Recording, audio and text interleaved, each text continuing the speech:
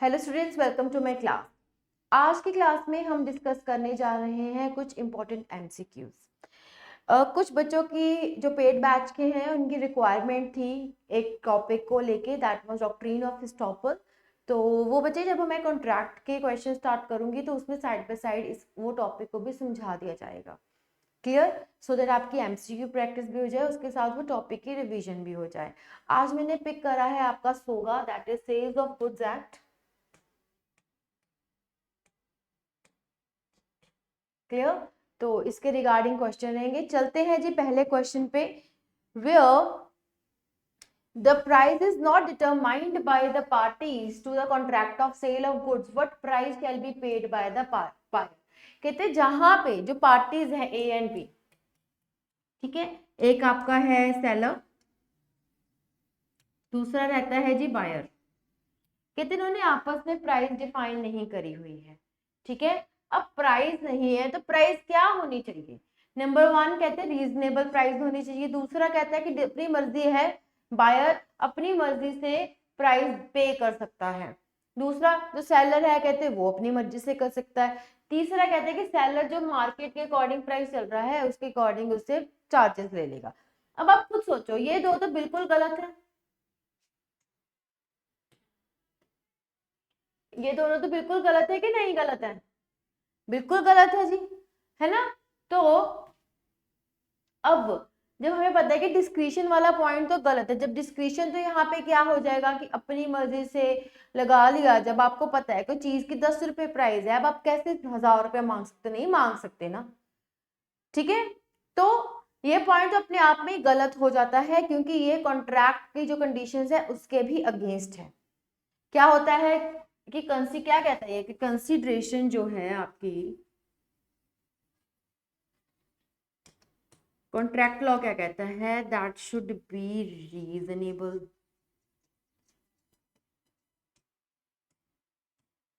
Okay, so market force, फिर भी आप सोच सकते हो कि शायद मार्केट में जो रेट चल रहा है उसके अकॉर्डिंग, नो, मार्केट का रेट भी आगे डिसाइड करा जाता है, ठीक है। So it should be reasonable price, ये बात आपने याद रखनी है। ये मार्केट वाला पॉइंट भी गलत है। तो इसके पर्टिकुलर केस में आपका क्या, कौन सा ऑप्शन सही रहेगा? दैट इज ऑप्शन ए, यहाँ पे ए। क्लियर? आगे आ जाओ। When a seller can stop the goods in transit, अब बताओ, अब कहते हैं यहाँ पे आपके गुड्स पूछ रहे हैं कि कब वो ट्रांजिट में है, तो सेलर कब स्टॉप कर सकता है। यानी कि आपके गुड्स हैं, ये सेलर से बायर की तरफ निकल गए हैं, ठीक है। अब सेलर कहते हैं इसको कब रुकवा सकता है। ऑप्शन वन कहते जब बायर को लगता है कि वो पेमेंट नहीं देगा, वो इन्फॉर्म करता है बायर कि देखो जी सेलर, मैं आपको पेमेंट नहीं करूंगा, बाद में करूंगा। तो कहते हैं अनपेडनेस की वजह से वो रुकवा सकता है। Seller has no right to stop when the buyer of the goods, कहते बायर यहाँ पे इंसॉल्वेंट हो गया and goods are in transit, when the buyer informs that he is now not in the needs of the good, buyer कह रहा है मेरे को जरूरत नहीं है, रोको, तब रोक सकते हैं? खुद बताओ, जिन्होंने सोगा पढ़ा है, हमने वहां पे स्पेशली ये करा था गुड्स इन ट्रांजिट कब स्टॉपेज इनकी हो सकती है। देखो वैसे भी गुड्स इन ट्रांजिट अपने आप में ही एक इंपॉर्टेंट क्वेश्चन बन जाता है। आप किसी भी एग्जाम में अपेयर हो रहे हो तो सोगा में से एक ये टॉपिक को इंपॉर्टेंट माना जाता है। क्लियर? और वैसे भी ये कमर्शियल लॉज है, इसमें आपको चीज पता होनी चाहिए। देखो ये बात तो बिल्कुल गलत है कि उसने इन्फॉर्म कर दिया वो पेमेंट नहीं करेगा तो वो रुकवा लेगा, ठीक है। उसके भी आगे अनपेड सेलर का भी अलग से प्रोसीजर दिया हुआ है। वो यहाँ पे अगर वो कंडीशन लगेगी तो अनपेड सेलर वाली कुछ लगेंगी, ठीक है। गुड्स का रोकने का राइट बिल्कुल है, यहाँ पे ये पॉइंट गलत है। अब ये बात सही है, कहते देखो वो इंसॉल्वेंट होगा, आपको पता है कि वो बंदा भी इंसॉल्वेंट है, वो is not capable to contract, तो यहाँ पे ऑफ कोर्स सेलर के पास राइट हो जाएगा कि बायर जी आपका इंसॉल्वेंट हो गया है और मैं गुड्स को रोक लेता हूँ। इज इट क्लियर जी? देखते हैं इसका आंसर सी, बिल्कुल। आगे आ जाओ। Where there is a contract for the sale of the specific or a certain goods, the property in them is transferred to the buyer. कहते हैं कि मान लीजिए कोई कॉन्ट्रैक्ट है और सेल ऑफ स्पेसिफिक, या तो कोई स्पेसिफिक आइटम है या असर्टेन्ड गुड्स हैं, तो वो कैसे ट्रांसफर करे जाएंगे? बायर को। At such time parties to the contract intended to be transferred at such time as the buyer only intended to get transferred depends upon the circumstances. At such time seller only intend to transfer to the buyer. अब कहते हैं बताओ contract of cell है, party ए और B में है, specific भी है, हो सकते हैं, कहते हैं असर्टेन है, तो सीधी सी बात है, ऐसा होना कि जब बायर कहेगा उसको तब भी करने, नो, बिल्कुल सेकंड पॉइंट गलत है, सर्कमस्टांसेस पे भी नहीं डिपेंड करता। Eight such time seller only tend, ऐसा कुछ नहीं है कि सेलर है, मान लो ये कि इसकी मर्जी है, जब मैं देना चाहता हूँ तभी देगा, नहीं, ये भी पॉइंट गलत है बच्चा, ये बिल्कुल सही है। क्यों सही है? क्योंकि कहते जब पार्टीज का कॉन्ट्रैक्ट हुआ है कि मान लो हम आज कोई भी डेट हो, आप कहो कि मैं 16 अगस्त को 24 को ट्रांसफर, हमने आपस में कॉन्ट्रैक्ट बनाया है कि 16 अगस्त को 1 PM पे ये सामान आपके पास पहुंच जाएगा, तो आपस में कॉन्ट्रैक्ट हुआ है, जिस दिन की बात हुई है उस दिन ट्रांसफर हो जाएगा। Is it clear? चलते हैं अगले क्वेश्चन पे, इसका ऑप्शन देख लेते हैं। हाँ जी, ए ही है या When a bill of exchange, okay, a seller of the goods shall be deemed to be unpaid seller. बताओ कब होगा unpaid seller? जब bill of exchange or other negotiable instrument has been received as conditional payment. Okay, देखो cheque नहीं लिखा, cheque कभी भी conditional payment नहीं होती। And the condition on which it has been received has been fulfilled by the reason of the dishonour of the instrument और otherwise. बिल्कुल सही। कहते हैं मान लो आपने कोई ऐसे नेगोशिएबल इंस्ट्रूमेंट में आपने एक बिल ऑफ एक्सचेंज वगैरह दिया था और वो डिसऑनर हो गया है, तो उस टाइम पे आपको क्या माना जाएगा कि आप एक, अब देखो आप सेलर हो, आपने कोई मान लो कोई 100 बैग्स ऑफ व्हीट दिए, उन्होंने आपको 1 या 60,000 का मान लो चेक दिया, और चेक तो नहीं, कंडीशन पे दिया था कि जब मेरे को बैग्स पूरे रिसीव हो जाएंगे तो मैं आपको इसकी पेमेंट दे दूंगा। अब वो आपका डिसऑनर हो गया है, ठीक है, तो आपको चेक मिला और वो डिसऑनर हो गया, तो आप अनपेड सेलर हो गए कि नहीं हो गए? बिल्कुल हो गए, पहला पॉइंट ठीक है। A seller who has obtained money decree for the price of the goods is still an unpaid seller if the decree has not been satisfied. So कहते हैं मान लो कोई आपको डिक्री मिली है, ठीक है, गुड्स की, पर आप उससे सेटिस्फाई नहीं हो, तब हो सकते हो। हाँ जी बताओ, बिल्कुल हो सकते हैं। When the whole of the price has not been paid, यानी कि पूरी की पूरी अमाउंट अभी तक आपको आई नहीं है, तो आई ही नहीं है तो क्या है, आप अनपेड हो, ठीक है, तो यहाँ पे आपका ऑप्शन डी रहेगा आंसर। एक बार देख लेते हैं, बिल्कुल। अगले आ जाओ, when a buyer can sue the seller, बताओ he may ask for the specific performance if this being the part of the contract, he may initiate the breach of warranty, he may initiate suit for delivery if not delivered, all of the above। but of course ये बात है, buyer ने पैसे दिए थे, उसको सामान नहीं आया, तो वो क्या कहेगा कि मेरे को पर्टिकुलरली मान लो आपने कोई कॉन्सर्ट करवाना था, स्पेसिफिक परफॉर्मेंस देखिए इसी बंदे से करवानी थी, ठीक है, वो पार्ट थी कॉन्ट्रैक्ट की, और आप किसी और सिंगर से करवा रहे हो वो कॉन्सर्ट, तो वो शू करेगा, ऑफकोर्स करेगा। अगर कोई वारंटी थी, आपने वो वारंटी नहीं हुई है, मतलब चीज खराब हो गई है, ब्रीच हो गई है, मतलब ब्रीच क्या होता है कि जो वारंटी है उसकी जो चीज थी वो ब्रीच यानी कि टूट गई, खराब हो गया, या फिर कुछ ऐसी वायलेशन हो गई, इसे हम बोलते हैं लीगल लैंग्वेज में breach. Is it clear? Violation को बोलते हैं, आपने बातें याद रखनी है। ही में इनिशिएट, अगर आपने डिलीवरी नहीं करी तो कर सकते हैं, बिल्कुल सही, यहाँ पे भी आपका ऑप्शन डी सही लग रहा है, एक बार देख लेते हैं, बिल्कुल ओके। आगे आ जाओ, a condition is stipulated stipulation to the main purpose of the contract the breach of which give right to the right to treat the contract as repudiated, not essential, not collateral, essential, collateral. बताओ, कहते कोई ऐसी condition is a stipulation to the main purpose of the contract, okay, कोई condition है, is a stipulation, मान लो कोई ऐसी कंडीशनल यानी कि वो कॉन्ट्रैक्ट था और वो कंडीशन जो है मेन पर्पस है, अगर कहते हैं उसकी ब्रीच हो जाएगी तो आपकी क्या चीज की लाइबिलिटी जो भी है, कौन सा राइट राइज हो जाएगा कि आप उस कॉन्ट्रैक्ट को रिपुडिएट यानी कि खारिज करवा सकते हो, कैंसिल करवा सकते हो। Not essential, not collateral, essential, collateral. So basically आपको कंडीशन के बारे में बताना है कि कौन सी वो कंडीशन है, अगर वो ब्रीच हो गई, वायलेट हो गई, तो आपका कॉन्ट्रैक्ट कैंसिल हो जाएगा।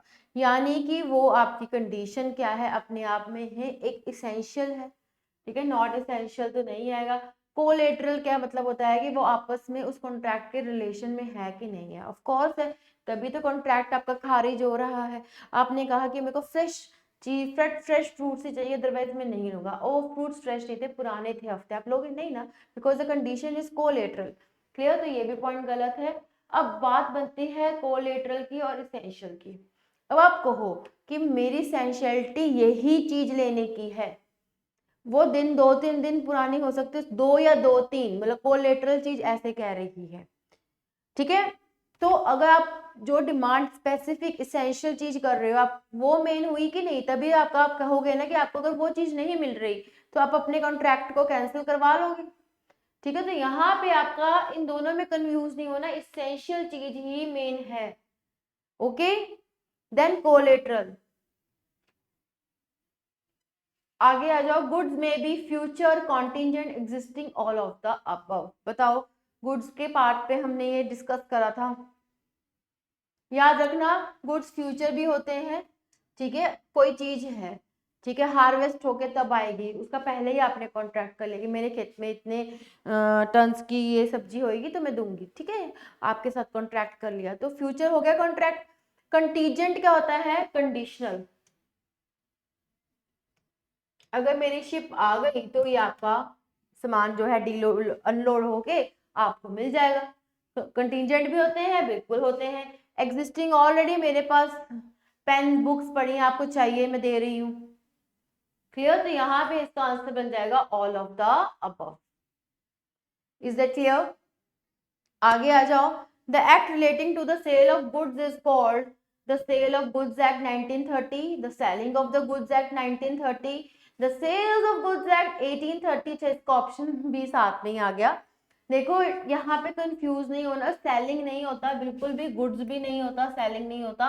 यहाँ पे दो चीजों की कंफ्यूजन, याद रखो, इसकी शॉर्ट फॉर्म है सोगा। आपके पेपर में टर्म्स, डेट्स के या आपके न्यूमेरिक नंबर्स के क्वेश्चंस बहुत देखे गए हैं, तो बी मेक श्योर आपको सेक्शन या चीजों का पता होना चाहिए, ठीक है। तो इट्स ऑफ 1930। क्लियर, आगे आ जाओ। कॉन्ट्रैक्ट ऑफ द सेल में be provided for immediate payment for the price, the delivery or the payment by installments, or the delivery or payment of both shall be postponed, the immediate delivery of the goods, all of the above। बताओ, सीधी सी बात है, immediate payment उसमें भी होती है cell. अब गए, आपने इमीडिएट पेमेंट करी, प्राइस पे करी, और जब आपको सामान आना होता है वो आ जाता है, फिर या तभी की तभी मिल जाएगा। डिलीवरी आप इंस्टॉलमेंट्स में करते हो कि नहीं, बहुत सारी ईएमआई ऑफर्स आपको चलते ही हैं, है ना। और डिलीवरी या पेमेंट आपकी पोस्टपोन भी हो जाती है कि ठीक है आपके इस ईएमआई पे आपको ये चीज मिल जाएगी। इमीडिएट डिलीवरी हो जाती है, इमीडिएट पेमेंट भी हो जाती है, इमीडिएट डिलीवरी भी होती है कि नहीं होती, बिल्कुल होती है। तो ऑल ऑफ द अबव इसमें आंसर आपका रहेगा, एक बार आप देख लेते हैं, हाँ जी। Next, an implied condition on the part of the seller that in the case of a sale and that in the case of an agreement to sell, he has the right to sell the goods. He may have a right to sell the goods at the time when the property is to pass. He has a right to sell the goods. He have a right to sell the goods at the time when the property is to pass. He will have a right to sell the goods. Next है he may have a right to sell the goods. बताओ यहाँ पे देखो क्या difference है, कभी भी ऐसे क्वेश्चन आता है ना, अंडरलाइन कर लो कि वर्ड्स के कहाँ डिफरेंसेस आ रहे हैं। यहाँ हैज कह रहे हैं, यहाँ विल कह रहे हैं, यहाँ मे कह रहे हैं, ठीक है। यहाँ पे मे कह रहे हैं, यहाँ पे विल कह रहे हैं, और बाकी तो when the property has a right, बाकी तो ठीक है। बताओ, पहले में कहते कि उसके पास अधिकार है, he is a right to sell the goods, he may have a right to sell the goods at time when the property is to pass. Implied condition क्या है, इम्प्लाइड क्या होते हैं, कभी आप कोई चीज कंडीशन ऐसी होती है कि जो इम्प्लाइड ही है कि जब मेरे पास सामान आएगा मैं आपके पास डिलीवरी दे दूंगी, ठीक है।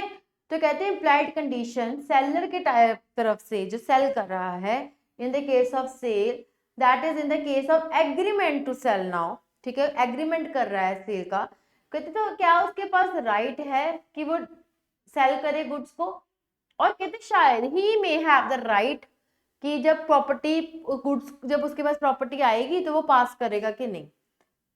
नेक्स्ट है he is a right to sell the goods, he will have a right to sell the goods at the time when the property is to pass।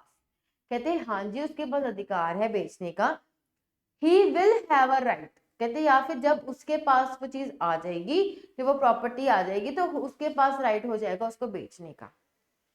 देखो ही में होते शायद, अब आपके पास सामान आ रहा है शायद थोड़ा ना, अब आपकी अब दे गई तो विल वाला पॉइंट ही ठीक बैठ रहा है, मे वाला थोड़ा ना बैठ रहा है, आप खुद सोचो। ठीक है, अगला कह रहा है he will have a right to sell the goods at the time when the property is to be passed, he has a right to sell the goods। कहते जब उसके पास at the time when the property is to pass he will have a right, और कह रहे हैं he has a right to sell the goods, he may have right to sell the goods at the time when the property is to pass, he has a right to sell the goods। तो basically सीधी सीधी बात इसमें क्या है, implied condition है seller की तरफ से in the case of the sale, agreement है अभी कॉन्ट्रैक्ट तो बन रही है, तो ऑफ कोर्स की बात है he has a right to sell the goods, ठीक है, ही हैज, विल या मे बिल्कुल नहीं आएगा, ठीक है, या जब उसके पास प्रॉपर्टी आ जाएगा he will sell the goods. So here answer is this particularly right, yes. In a contract of sale of goods, the seller is under no duty to reveal unflattering truths about the goods sold. This doctrine is called what?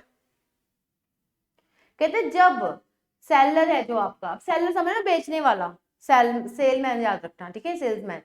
अब कहते हैं उसके पास कोई duty नहीं है, is under no duty कि वो कुछ रिवील करे ट्रुथ, होगा कोई सामान खराब है या कुछ है, ठीक है, आपको पता है कि थोड़ी देर ये मशीन चलेगी या नहीं, फिर नहीं चलेगी, तो कहते कुछ पर ऐसा कॉन्ट्रैक्ट है जहां पे सेलर की कोई ड्यूटी नहीं है कि वो आपको कुछ उस चीजों के बारे में सच्चाइयां बताएं जो वो सामान बेच रहा है। इस डॉक्ट्रिन को हम क्या कहते हैं, indoor management caveat emptor unjust enrichment doctrine of ultra vires.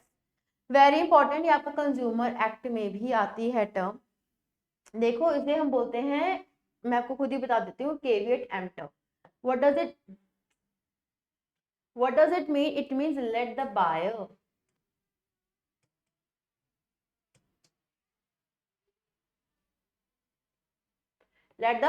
be aware। Is that clear? आगे आ जाओ। The unpaid seller of goods having a lien through on thereon dash by reason only that he has obtained a decree for the price of the goods। कहते कोई unpaid seller है, ठीक है, उससे पैसे लेने हैं, अब dash by reason only he has obtained, कहते कौन से रीजन से he has obtained a degree for the price of goods, does not lose his lien cannot be exercised after getting the degree, loses his right of lien, none of the above।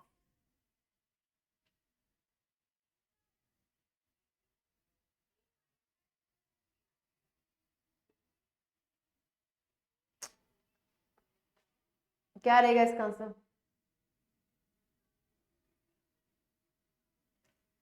अब देखो unpaid seller है, कहते कौन से reason से उसने degree obtain करी है, for the price of the goods, ताकि वो अपनी जो भी पैसे है लिनन है वो लूज ना करे, तो यहाँ पे ऑप्शन रहता है ए, ठीक है, ये पॉइंट बिल्कुल गलत है, ऐसा कुछ नहीं कि एक्सरसाइज नहीं कर सकते जब आपको उसकी डिग्री मिल जाती है, वो अपना देखो वो रीजन से ही तो ऑब्टेन कर रहा है डिग्री, तो लूज कैसे कर लेगा राइट ऑफ लेने, बिल्कुल नहीं करेगा, तो आंसर इसका रहेगा ए। When a seller can sue the buyer, very easy बताओ, he may ask for the damages for non-cooperation of the goods, suit for damages for reputation of the, मतलब reputation होता है to cancel the contract, he may sue for the price of the interest, all of the above। So basically जब भी seller buyer को सू करेगा वो जो भी डैमेजेस होंगी वो मांगेगा, ठीक है, जो उसने कैंसिल करा उसके लॉसेस के बारे में, डैमेजेस होती है उसके लॉसेस के बारे में पूछेगा, जो भी उसने प्राइस करी थी उसका इतना लॉस हो गया, ट्रांजिट में भेजा सामान खराब हो गया, कुछ सामान था अनपैरिश्ड गुड्स थे, ये पेरिशेबल कुछ ऐसे गुड्स थे जो खराब हो जाने थे, ठीक है, और वो वापस आपने भेज दिया, लिया नहीं तो उसको इतनी नुकसान हो गया तो वो प्राइस विद इंटरेस्ट आपसे मांग सकता है। तो यहाँ पे option D will be the right answer, yes. Next देखते हैं, where there is an agreement to sell goods on the terms that the price is to be fixed by the valuation of a third party, and such third party cannot or does not make such valuation, the agreement is thereby, बताओ, कहते कुछ आपस में दो parties का ऐसा agreement हुआ है कि जो थर्ड पार्टी है वही उसकी प्राइस जो है फिक्स करेगी, और थर्ड पार्टी ने कहते ऐसे कुछ भी वैल्यूएशन नहीं दी, उन्होंने प्राइस फिक्स नहीं करी, तो बताओ ये एग्रीमेंट क्या हुआ? Voidable, illegal, avoided, bad? Bad तो नहीं है, ठीक है, इलीगल भी नहीं है। वॉइडेबल क्या होगा कि आप इसको मर्जी है, आप रखना चाहो तो रख लो, नहीं मन तो मत रखो। अब खुद बताओ, जहां पे ऑलरेडी एग्रीमेंट में बात हुई थी ए एंड बी, आप जब भी ऐसे क्वेश्चन आते हैं ए एंड बी लिख लिया करो।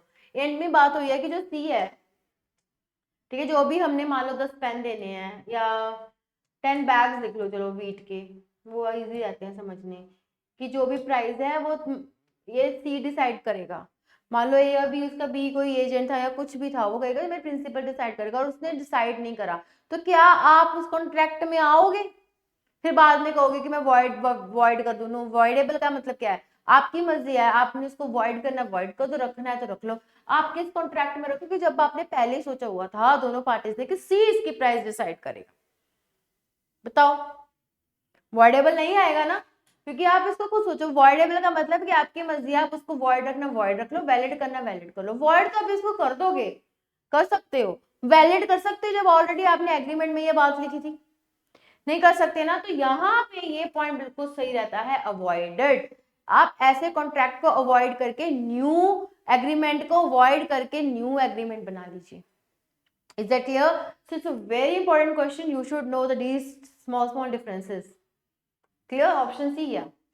Yeah. Sale of Goods Act 1930 came into force on, बताओ, 1st August, September, July, June? मैंने क्लास में बताया था, यह आया था जुलाई में, एक बार देख लेते हैं। हाँ, जुलाई में। Clear? Yes. Next, a contract of sale may be made partly in writing, partly by word of mouth. It may be implied from the conduct of the parties in writing or by the word of mouth, all of the above. कैसे cell of goods का contract बनता है?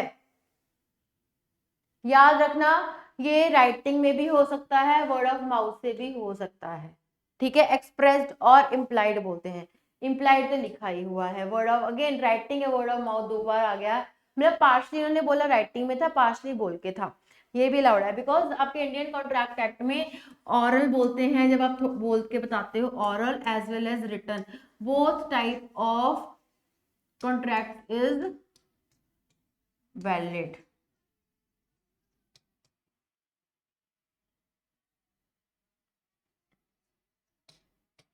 Is that clear? आगे आ जाओ जी। The conditions and warranties in sale of goods may be expressed or implied. Express, implied, none of the above. बताओ conditions क्या रहती हैं? Conditions and warranties हमने करी हुई हैं। Again वो भी express या implied, या तो आपने orally बोल दिया, written verbally बोल दिया, फिर कुछ ऐसे circumstances हो गए जिससे वो imply हो गया। क्लियर? तो यहाँ पे ऑप्शन रहेगा आपका ए।